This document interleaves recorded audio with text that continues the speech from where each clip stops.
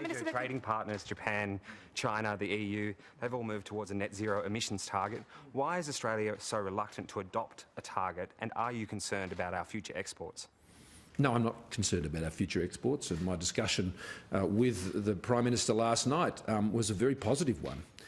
We speak quite regularly. I think this was our 5th conversation this year. They're not all formal discussions. Some are more formal than others, and there are many other informal exchanges between myself and the British Prime Minister on any number of issues. And the key focus of our discussion last night was actually on the UK Free Trade Agreement and our commitment to get that moving as quickly as possible. Those processes are already underway, and we both committed to continue to play every strong message to our negotiators to get this done and to get it happening as soon as it's able to be done under the arrangements that the UK is currently constricted by, and to have an ambitious free trade agreement with the UK.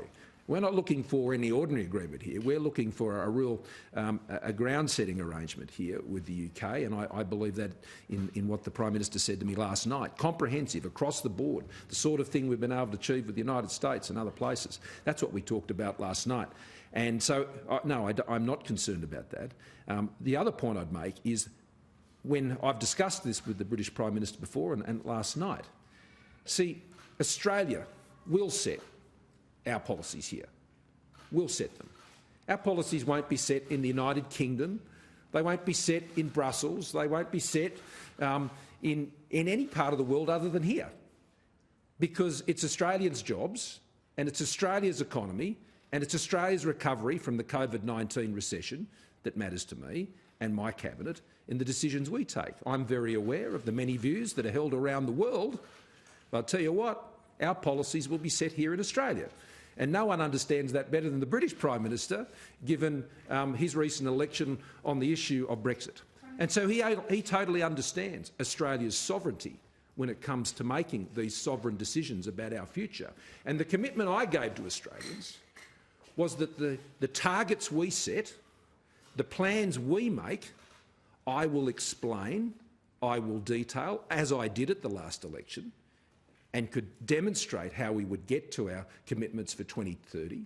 I demonstrated how we were already going to exceed the commitments we made for 2020. And what other further commitments that we would make, I would only do where I could be very clear with the Australian people about how that would be achieved. One thing the British Prime Minister and I agree on is that achieving emissions reductions shouldn't come at the cost of jobs in Australia or the UK. It shouldn't come at the cost of higher prices for the daily things that our citizens depend on. It's about technology, not taxes, is what we talked about last night. And that's not just important in terms of how we continue to transform our own economies to lower emissions. It's also important about how we achieve the gear change globally in developing countries. See, if the technologies don't exist that makes sense for developing countries to adopt and make part of their economies, guess what's going to happen? Emissions are going to go up and up and up. In developed economies, they will come down, as ours indeed, as I was able to say last night, have fallen 14% since 2005. 1% is the fall in New Zealand and 0% is in Canada. So our record on this speaks for itself. We're achieving it. And when we make commitments in Australia's interests, then we will meet those commitments as well.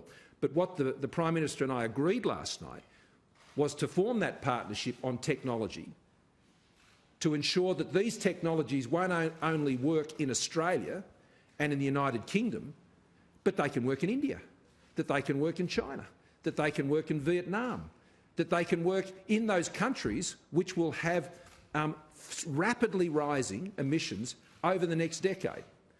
And that's important. If you want to bring down global emissions and deal with climate change, you don't just have to do it in developed countries. You've got to make sure that developing countries have access and are able to take on technologies which we can develop, which sees them have a lower emissions future. Otherwise, you're not really making a lot of progress.